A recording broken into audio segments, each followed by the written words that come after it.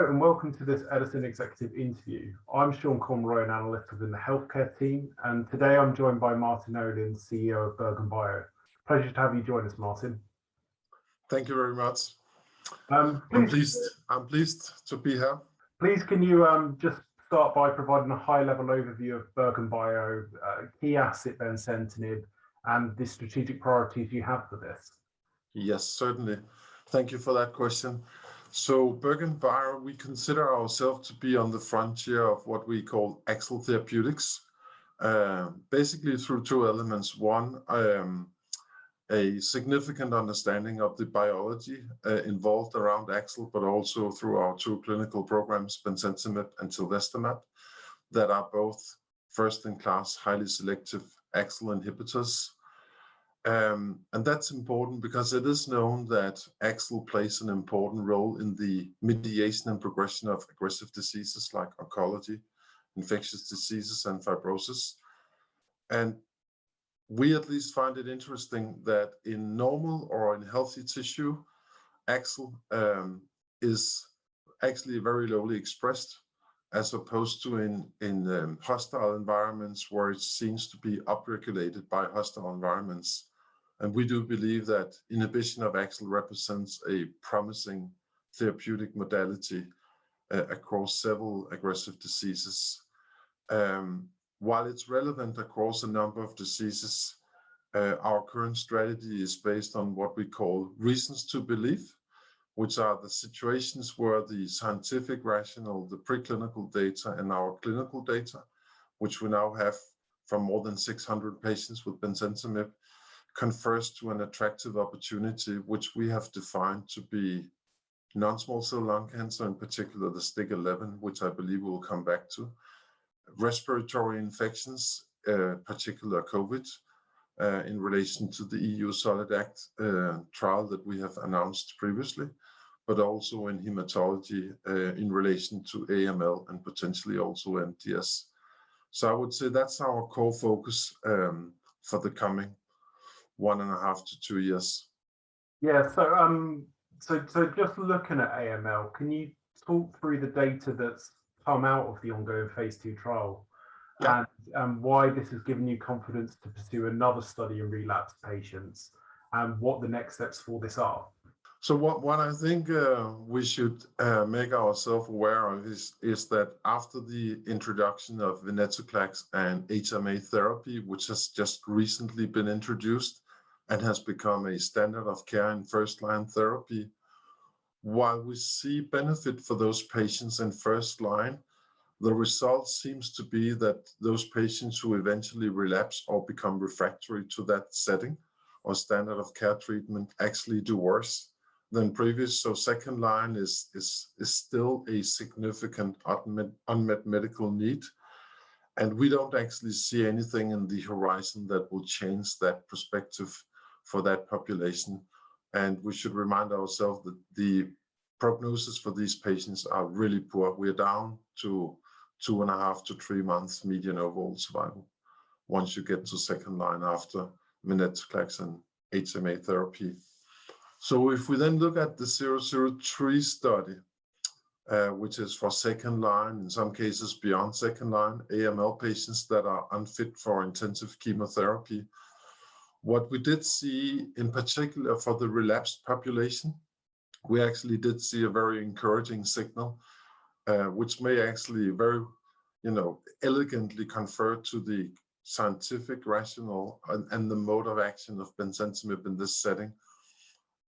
So once you have a situation where the patient are able to tolerate enough treatment or cycles with Bemcentinib, we believe that you will see an impact on the adaptive immune system.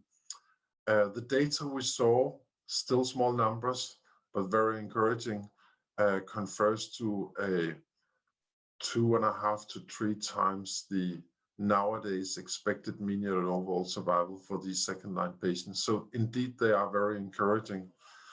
The reality, though, is that because the standard of care has changed, we need to convince ourselves that those patients that we will be seeing in a prospective trial, the phase 2b trial that we have been talking about, are likely to be the same, as a group, So what we are planning to do, and we have announced this previously, we are going to meet with the regulatory authorities to go through the data and also go through the profile of Bemcentinib, which we believe is actually quite favorable, and discuss with the regulatory agency what is the most meaningful study to actually replicate, or you can say, or confirm the data that we saw in this study. So, and we have guided on that, and that study is in our plan to be initiated in the second half of this year. Excellent. And then moving on to lung cancer, as you mentioned. So it was recently announced that you will pursue a first-line opportunity focusing on patients with STK11 mutations. Yeah. So what drove the decision behind this, and what can we expect a trial in this setting to look like? Yeah, good question. So I think the evidence around STK11 is growing in non-small cell lung cancer. So STK11 mutation has been reported by several groups to represent a poor prognostic factor, and has also been reported to represent a resistance to anti-PD-1 or PD-L1 therapy. And therefore it's so-called a non-actionable mutation. We're not aware that any other modalities are actually addressing the STK11 mutation. When we then try to analyze, so what's the significance of this population?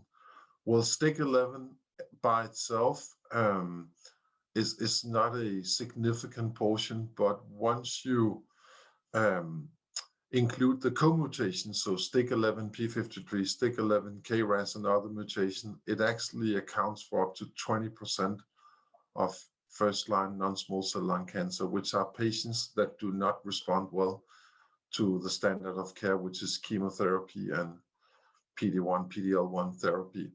So it is a unique opportunity, which we believe represent a nice opportunity for the fact that together with UT Southwestern in Texas, we have shown that Bemcentinib is actually able to restore the sensitivity to PD-1 therapy. So in other words, we are turning a cold tumor environment into a hot tumor environment.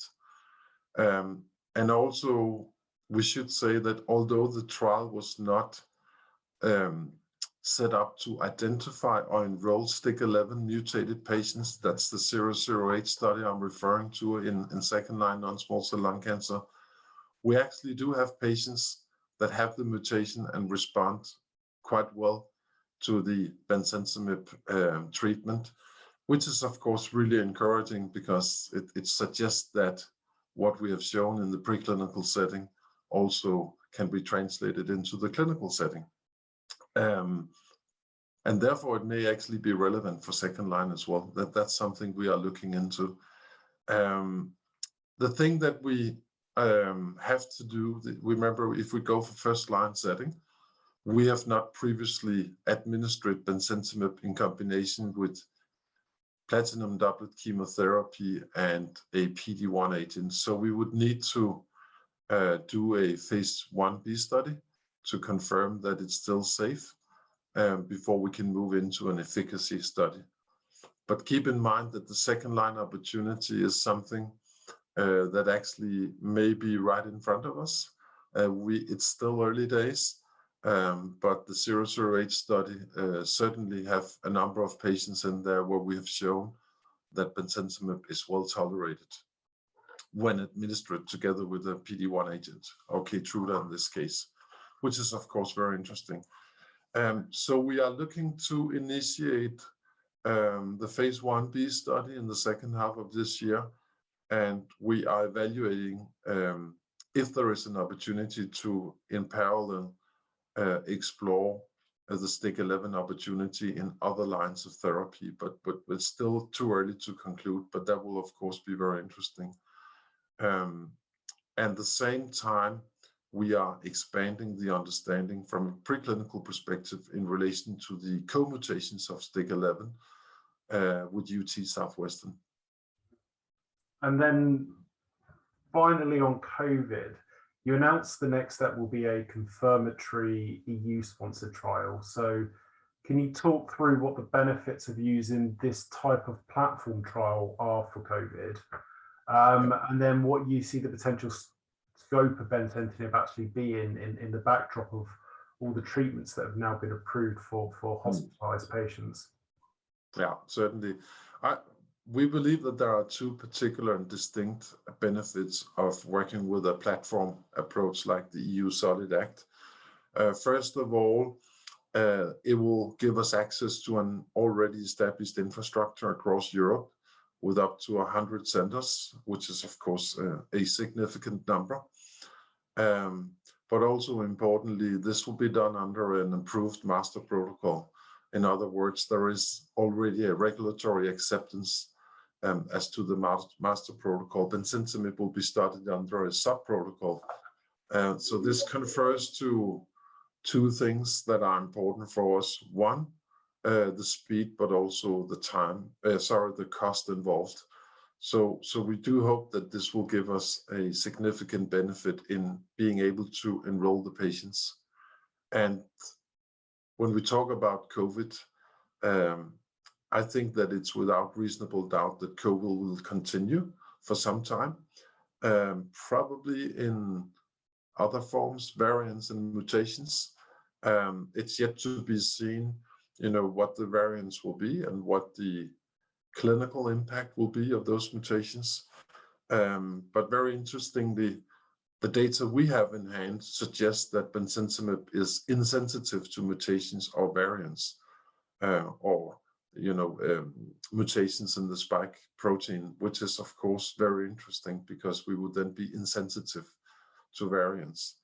And although there has been a number of approvals, as you alluded to, we do believe that in that setting, which is in the hospitalized setting, patients requiring oxygen but not yet on ventilation, the medical need is still there. And therefore, we believe that Bemcentinib could play an active role in this. And if we can replicate the data that we saw from our previous phase 2 studies, we also believe that there is a certain link to other respiratory infection diseases. So this is, of course, from that perspective, it's more than just COVID, if I can put it that way. Mm-hmm. That makes sense. So to summarize, what do you see as the key catalyst for BerGenBio over the next sort of 12 to 18 months? Yeah. So first of all, non-small cell lung cancer, stake 11, a unique opportunity, significant opportunity. Non-small cell lung cancer is still the largest oncology indication across the world. We will generate in this period the value creating or the milestones. First of all, additional preclinical data with UT Southwestern, the phase 1b safety data, which will be critical for us to determine the next step of a phase 2 study. The potential data from a second-line trial, which we have not yet guided on, but that's something we're looking into.